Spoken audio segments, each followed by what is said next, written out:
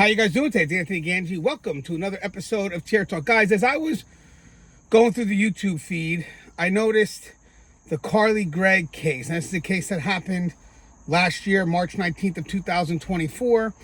And they were talking about certain behaviors that she committed to that you could tell she knew what she was doing.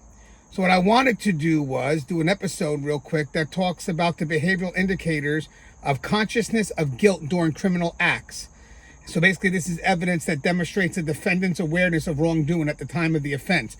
I'm going to focus more on Kohberger and the Emmanuel Haro case, so Jake Haro and Rebecca Haro, but the inspiration for this dialogue did come from the Carly Gregg case. Now guys, if I'm going to give a little breakdown of the Carly Gregg case because I'm probably going to reference it a little bit here as well. I'm learning as we go, trying to listen to the request of the people that have been following the channel.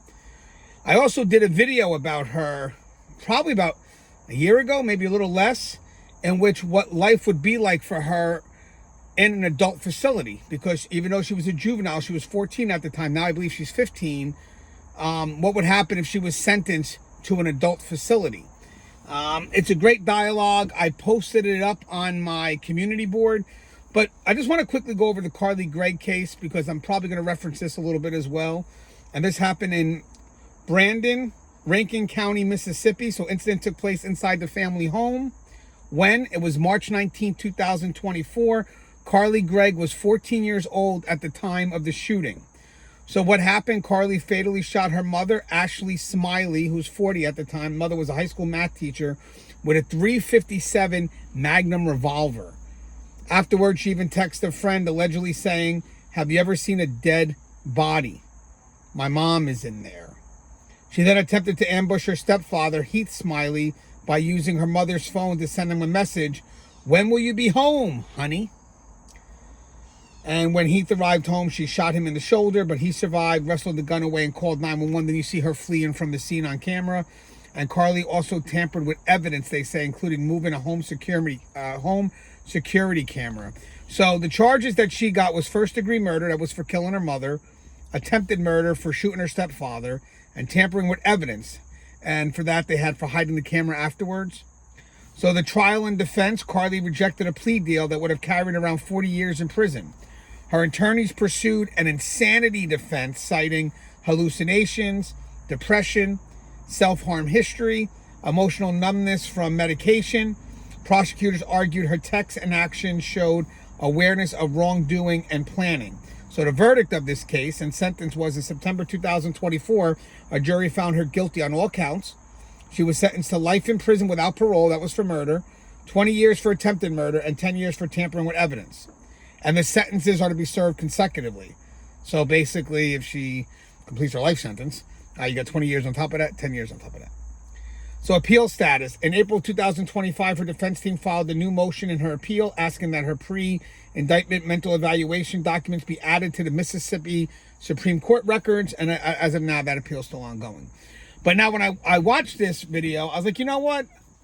I wonder how this plays out into what we're watching today with the Kohberger case, the Emmanuel Haro case, or to be honest with you, any case that you're interested in, that you are following.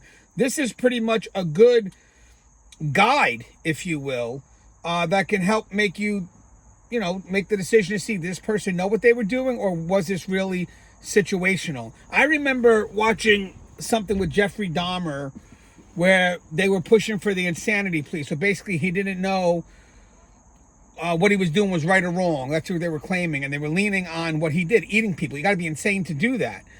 But they couldn't get the insanity because he hid the bodies. So if he hid the bodies, he knew something was wrong with what he was doing because he tried to cover it up. And I thought that was interesting, where if you get the Midnight Stalker, Richard Ramirez, he just left DNA and just, he was very sloppy, didn't make an effort to cover anything up.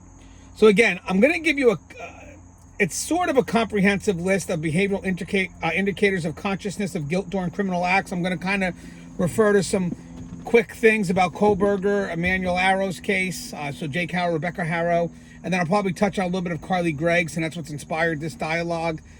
And it's basically evidence that demonstrates the defendant's awareness of wrongdoing at the time of the offense. So the first thing that came to mind, now guys, we're talking about People that it's either premeditated to some extent, or after the concerns happen, they don't do the right thing and they wind up trying to cover it up. That's also key, because we all could have moments, but then what do you do after the fact? That matters. I think there was a concern with Carly Gregg where she covered her mother's face, which showed remorse, which showed guilt, which means that she did know what she was doing was wrong. And then people push on these things. So for Kohberger's case, or just, well, more so for Kohberger's, but either way, let me just read you what I have here. Sorry about that. I jumped the gun there. So evidence that demonstrates a defendant's awareness of wrongdoing at the time of the offense. So the first thing we have is identity and physical concealment. You saw this in Kohberger, right? When he went into the house on Kings Road, he was all dressed up in black, but he didn't cover those eyebrows. Disguise and appearance alteration. So wearing masks, face covering, or disguises to conceal identity. Altering physical appearance with wigs, makeup, or clothing changes. Covering distinguishing features like tattoos, scars, or birthmarks, using fake identification or assuming false identities, and deliberately changing voice patterns or speech mannerisms. So remember, if you were going to court and you had to prove that this person planned it, those would be good things you would throw out. But you must have known you were doing something wrong because you covered yourself up. You know, you gave a different name. Again, in Kohberger's case, he was all dressed up in black, kind of was following a little bit of what Ted Bundy did. And then again, he was recognized because of those eyebrows. Then you have physical evidence prevention. Wearing gloves to avoid fingerprint evidence. Using shoe covers or changing footwear to prevent print evidence. Bringing cleaning supplies or bleach to eliminate DNA traces. And wearing disposable or borrowed clothing to avoid fiber evidence. Now think about this, guys. If you're in court and you're the prosecutor, these are things you have to prove. I mean, these things that we're going to talk about kind of run all at once in tandem. So when the person knows that, hey, maybe you got the evidence against me because you could show I, definitely did the crime. Well, I want to show you that this was planned, that this wasn't spontaneous, because I want to make sure you get hit with whatever we can within the criminal justice system, whatever's allowed based on that charge. I remember a case a while back. I think I talked about this on the channel before. There was a young girl I knew who was arrested for, well, I think they were looking for murder, but they wind up settling for manslaughter because she robbed an old woman's house, and the old woman confronted her, and she killed the old woman with a kitchen knife that was on the kitchen counter. So even though they pushed the murder charge, they were able to defend that technically she didn't go there with the intent to kill anybody. Well, how do you know that? Well, because she didn't have a weapon on her. The knife that was utilized was in the moment. So at that point, she was defending herself from the old lady, which is still a very tough argument here. But with that said, they said she did not go in with the intent to kill, but manslaughter did happen. She did stab the woman with the woman's own kitchen utensil. So it went from murder to manslaughter. Let me see. So now you have environmental situational awareness. So again, this, if you got video or you got tape, you got surveillance, you could see all this now. From cameras in the house, the doorbell rings, all that stuff. You can see some amazing things that aren't just about what happened in the moment, but what happened before and what happened after. So before, it could be hesitancy. It could be looking around to, see if the coast is clear, because I think they mentioned that even in the Carly Gregg case, which we'll cover a little bit later here, or even afterwards, when Carly Gregg ran out. So she knew she did something wrong and she didn't want to get caught. I'm sure they could twist that by, she could easily have said, my stepfather had the gun. I don't know if he was going to go after me for what I just did. But either way, they pushed for, she ran out of the house. She knew she did something wrong because the stepfather was just trying to figure out what happened. But the cameras showcase a lot. So I know for a fact when you get those cameras, they are looking at everything, not just what happened in the moment, but what happened around the scene, the context of it all. So location and timing selection. So this could relate to Kohberger a little bit too. Choosing times and location with minimal witnesses. Operating during shift change, holidays, or low staffing periods. That's more for like maybe if you're going to rob a store or whatnot. There's also stuff here. I try to get rid of organized crime stuff as well. There was a lot about finance transactions. But I wanted to mention this with the Kohberger. Choosing times and locations with minimal witnesses. You know, he chose for something in the, well, maybe a little earlier, but he wound up committing the crime a little after 4 a.m. You know, he expected people to be asleep. I think, to be honest with you, he wanted to kidnap one of the young females, similar to what Bundy did in one of his crimes, and basically the person was right next to them, and he was able to kidnap her, take her out of the house, and she went missing. I think he was trying to do the same thing, because I guess maybe in his mind that was the perfect crime, but obviously it didn't go as planned. There were people still up, and he had a bit of a battle on his hands. But with that said, look at the time he chose. He chose that because he thought there'd be minimal obstacles, minimal witnesses, and that matters. Like, what were you doing there at 410? There's no other reason for you to be there. What were you doing in their home on Kings Road at 4:10, 4 a.m.? So choosing times and locations with minimal witnesses, selecting areas with poor lighting or limited visibility. That's just in general, guys. Avoiding high traffic areas or well-monitored locations. And I think, you know, when he, and we'll get to the test runs later, he knew how busy this place would be, you know, where they were at. And again, 3 a.m., 4 a.m., these are ideal times where the world's asleep, or you think they're asleep. And time and activities around specific personnel schedules. Again, that more relates to, I think, if you're, you know, going after a business or something and you're trying to get them where they're the weakest, or even with, well, it's probably explained here later on, but even with law enforcement. Law enforcement has a switch of shifts too, and that's when we're vulnerable. Surveillance countermeasures. And again, these are things that prosecutors have to look to see, and it only takes one of these actions for them to show premeditation. So deliberately avoiding security cameras or choosing blind spots. So again, if you could watch a video and you could see someone trying to dodge the cameras, or kind of going into the dark angles where maybe you not recognize who they are, but you know that they're purposely going this way because they know the camera's this way.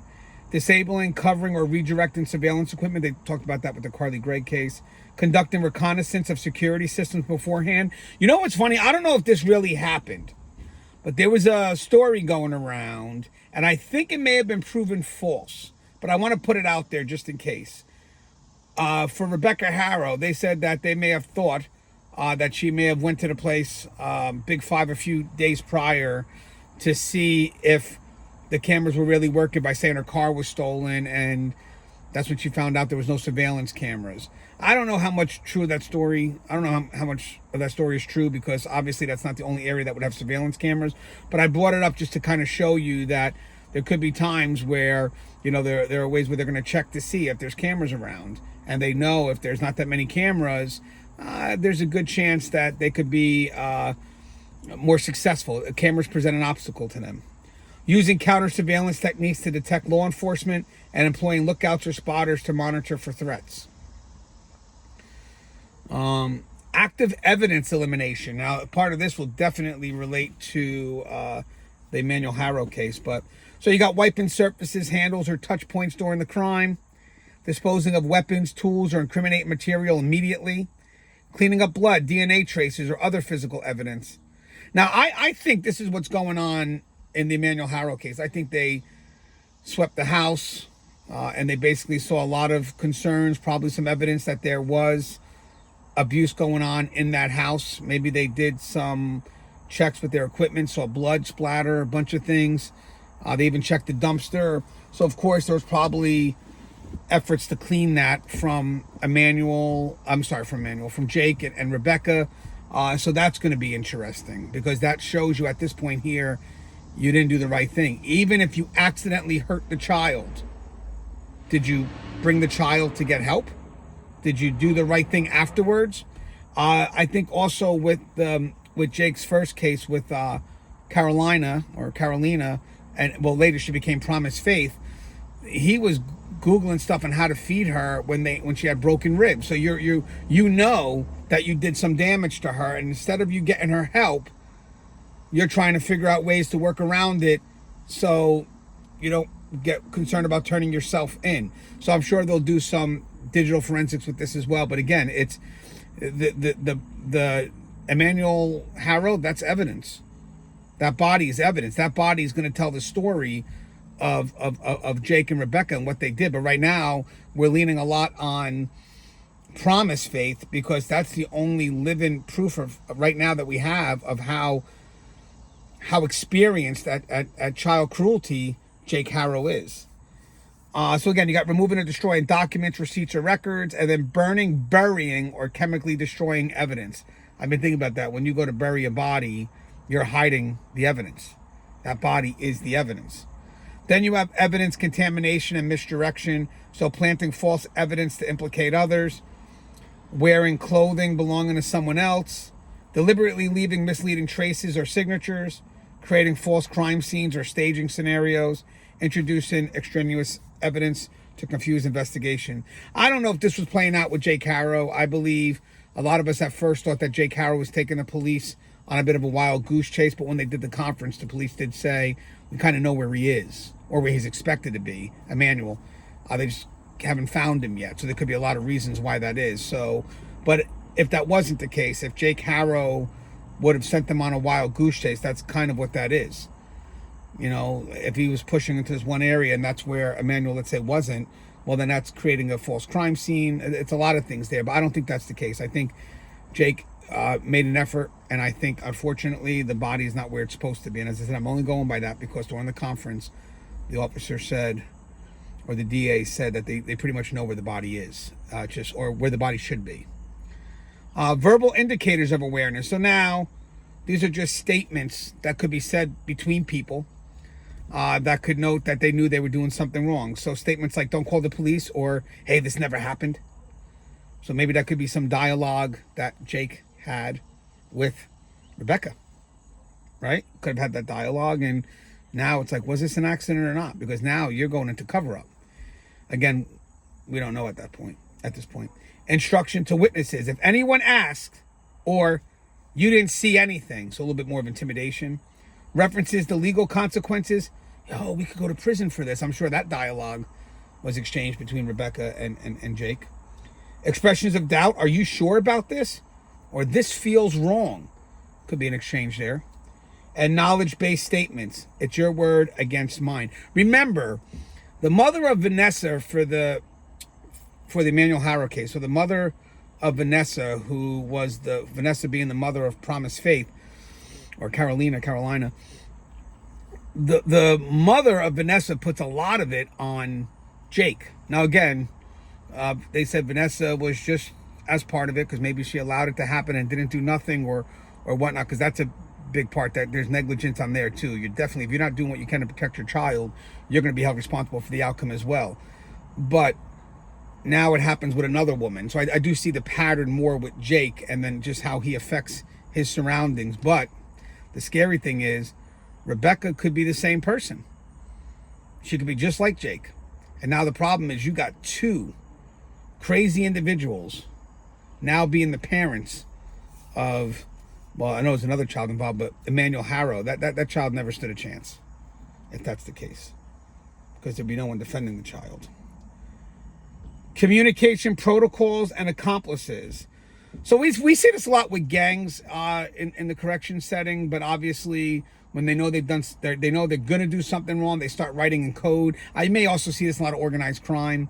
So basically, it takes a lot for us to now figure out the context and then try to get some sources working together to figure out what this coded dialogue is. But they know why they're speaking in code. They're speaking in code because they don't want to get discovered. And they know, especially in the prison setting, that all their communications being monitored. So they start to kind of change their dialogue a little bit because they know certain words trigger certain things. So with that said, they start to change the words. You know, they start to use coded words, so it makes it a bit harder to discover what they're really talking about. But thank God we have our sources, and we pretty much know the game a little bit, so we're able to provide context and explain why that word means this.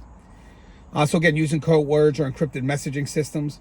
I'm sure you would probably see this in any case where people have done something wrong and now they're in the prison and they're trying to maybe do some cover up on the side, because I'll guarantee you Emmanuel Haro's phone calls, Rebecca Haro's phone calls, Kohberger's phone calls, they're all going to be highly monitored. and those calls are being recorded, so they know that. So I'm sure they're developing a system that kind of lets them explain what they need, but protect it through code. And then it's a matter of people looking it up to figure out what means what. Establishing communication rules, never use names, burner phones only, creating communication schedules or protocols, use intermediaries, intermediaries, you know that word, I'm very bad with words. So people in the middle are cut out to relay messages. And we see that a lot in the prison system too, where they get someone who's not as noticed and they become the person who's going to pass the messages because there's less eyes on them. They may even do it with people out in the streets, you know, like their phone calls aren't going to be as monitored as mine. So we find a way to communicate with them, whether it's through a visit or whatnot, and then they go ahead and run the business from their side. So again, there's a lot going on here, a lot of layers that have to be proven. That may also relate more to organized crime, because the people that are usually responsible, the main ones, are going to have layers to protect them. So you have to make sure you break through every layer. And it's hard. That takes tremendous time, because you have to connect. I mean, you don't want to get just them. You want to get the person running it. So you have to be able to connect them, and usually they're pretty clean unless you can get people to flip. And that's where intimidation comes in. Implement an information compartmentalization among participants. Then you have technology and digital awareness. I think a lot more people understand how this works out. I think Kohberger was very big on this too. So they kind of turn off their phone, or they make sure that they can't be pinged in certain areas. So turning off cell phones or removing batteries to avoid tracking, using burner phones or disposable communication devices, avoiding electronic transactions in favor of cash payments, disabling GPS services or location tracking, and using encrypted messaging apps or secure communication platforms. So guys, this is a lot. So now you have witness and intimidation and control. I think in the Kohberger case, I think Gonsalves, one of the sisters of the victim, I think she was threatened, or the family itself was threatened through texts. So it does happen, especially in organized crime. It's definitely going to happen. The more information that someone knows, the more they're going to be a target. So you have to make an effort to protect them. And hopefully the effort doesn't just be in the moment of the case, but rather forever, because you just never know. Sometimes the person's a victim, the person's a witness. They have great information, and then the trial doesn't go the way it's supposed to go, a due process error, whatever it is, and now the witness who expected a good outcome is now vulnerable. So witness intimidation and control, threatening witnesses during the commission of the crime, attempting to bribe or coerce witness cooperation, making statements designed to discourage reporting, using physical positioning to control witness behavior, and creating fear through demonstration of violence or weapons. Guys, you know, sometimes you'll have witnesses in court who, as they're giving the story, you have to watch the person that's being accused and make sure they're not doing anything subtle that can intimidate the witness, because it happens.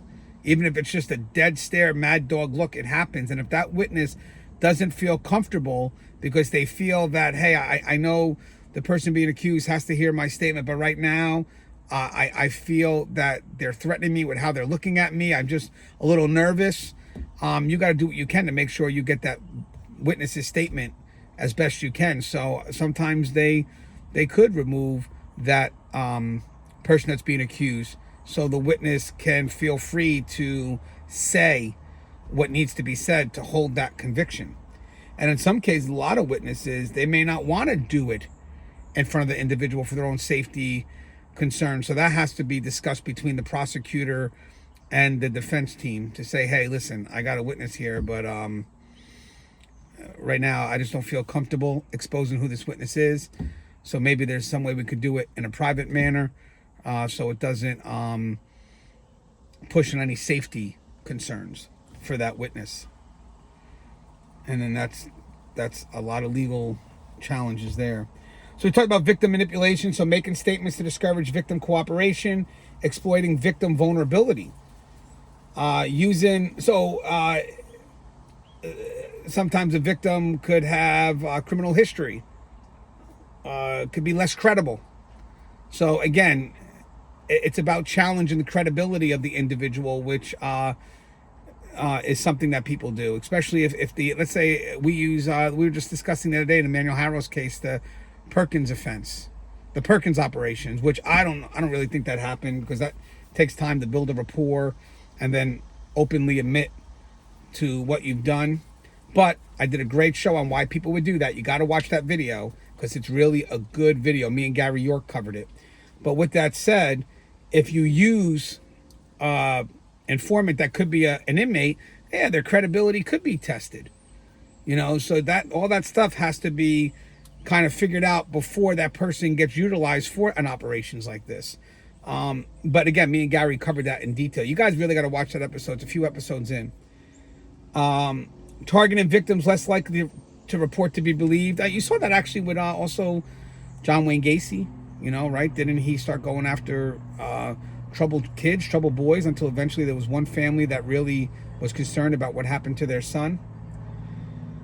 We said using psychological manipulation to create compliance, and then we said creating victim dependency or fear of retaliation. You know, a lot of these serial killers too attack maybe prostitutes because they figure, you know, one, if they go missing, who's looking for them? Or two, if they manage to escape, who's going to believe them? And that's also why some of these people, these predators, take higher levels of higher positions of trust, priest, coach, whatever it is, because, you know, again, who's going to believe a priest would do that? Who's going to believe a father would do that? You know, a mother would do that.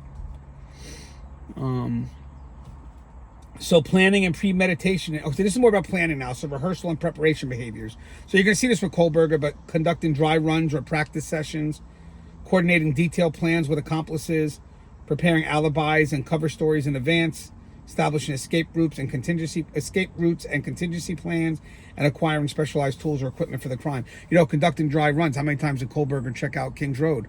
They believe he could have even been in the house at one point. So again, if they could prove that, that shows he had intent.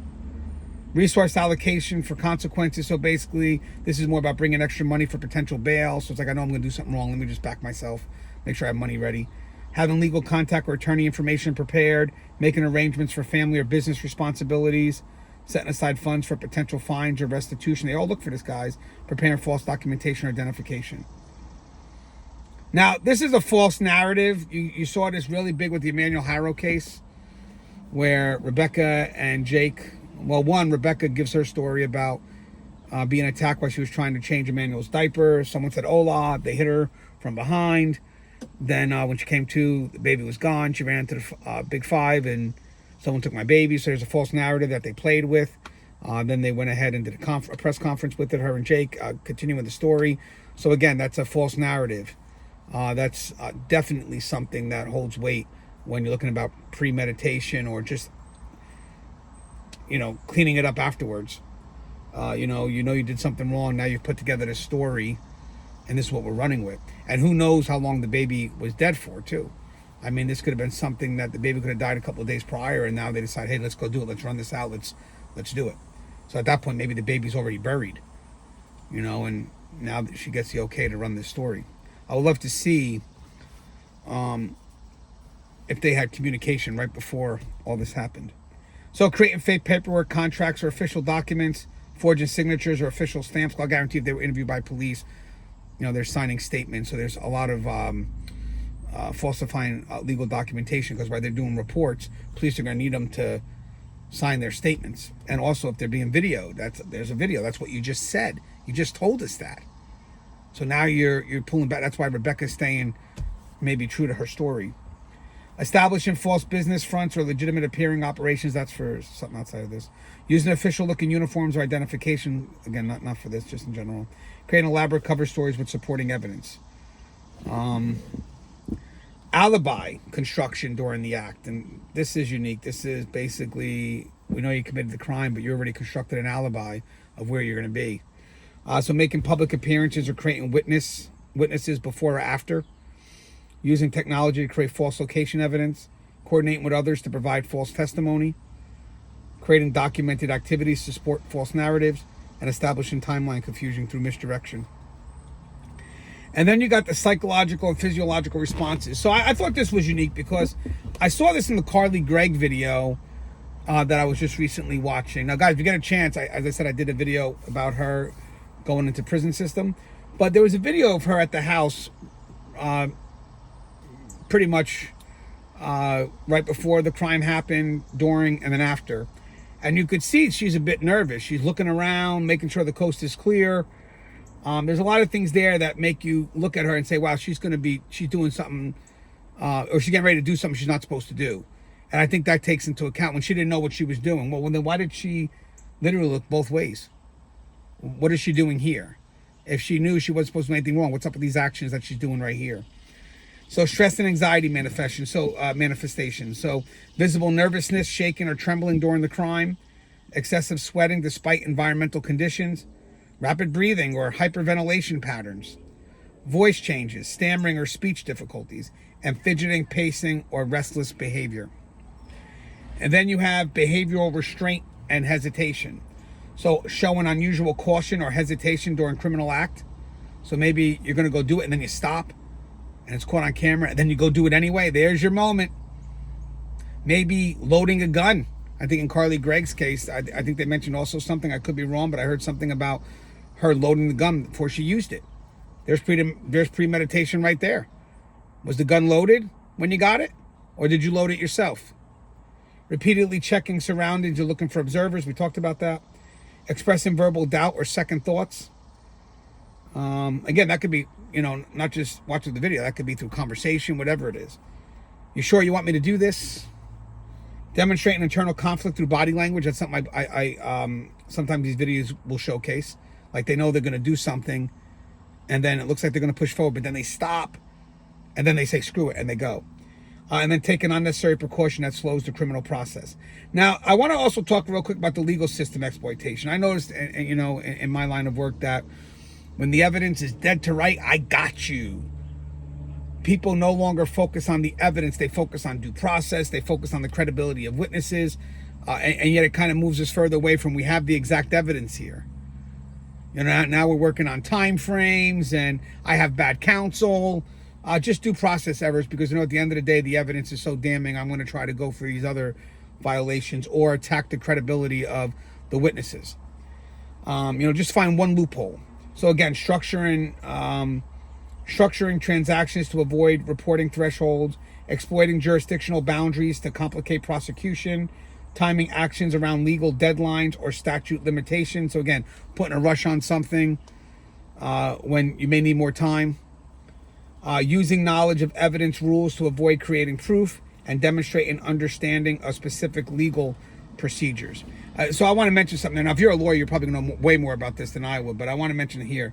Demonstrate an understanding of specific legal procedures. When we put rules in play, rights, for us, it's to protect individuals.